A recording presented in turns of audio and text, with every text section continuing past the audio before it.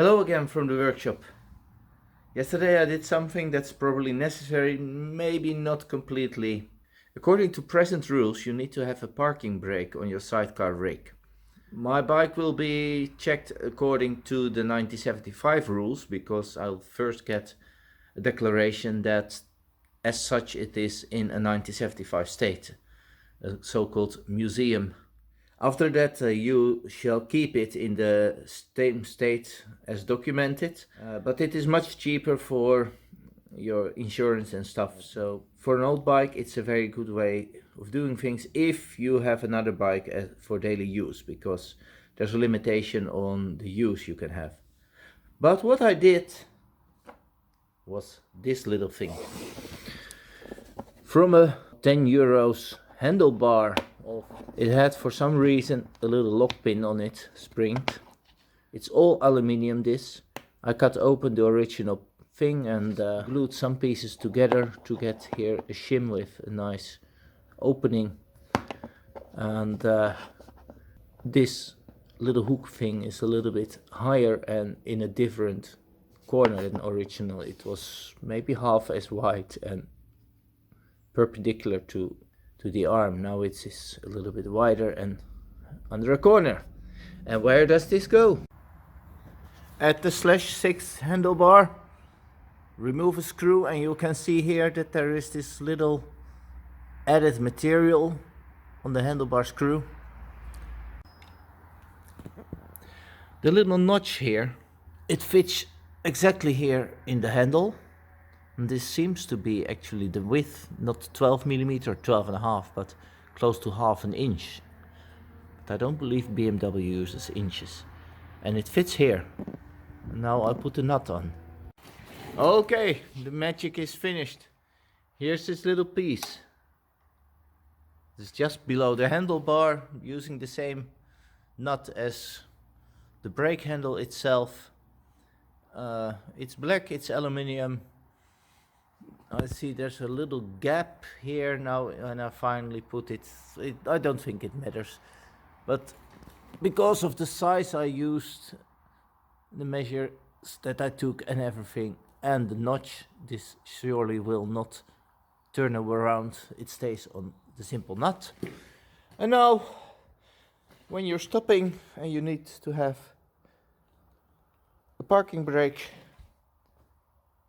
pull the handle, pull the notch up, and let's see if this is correct.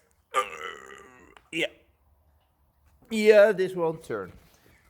Let's see, my hand on it, foot on it, nothing happens. Pull once the brake, and both gravity and the spring will let it fall down, and everything runs again. So, how does this work out? Any construction has its pluses and minuses. Everybody wants quality, quickly done, good looking, for a short price. They're contradicting goals, most oftenly. In this case, there's three things I want to mention. Thing one, it's a two-hand construction. It works very easily, but you'll need two hands. If you would have a big tank bag, you might have a bit problem getting your left hand here. It may be very high, then you can still do it with a grip over. But I'm doing this because I'm going to have a sidecar and I still have my panniers, so am I going to need tank bag? I don't think so. Second thing, while making this, the size of this little blob is very important that it's correct.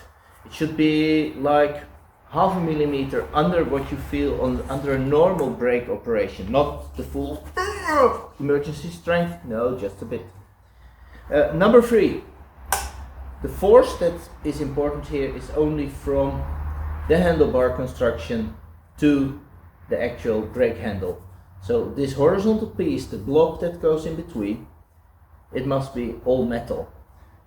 I noticed that the epoxy will not stand all the sharp edges here and the forces, but the actual forces operating in it is only that this one block is between the two.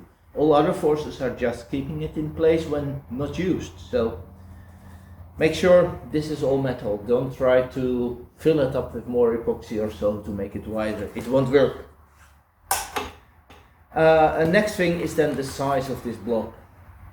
So make first sure that you're all happy with the way your front brake is operating before you decide on the final size of this little parking brake construction. A normal thing that you feel that, oh, now it's the brake engaging, that's the point where you want this block to fit in. This will be okay. Now this is done.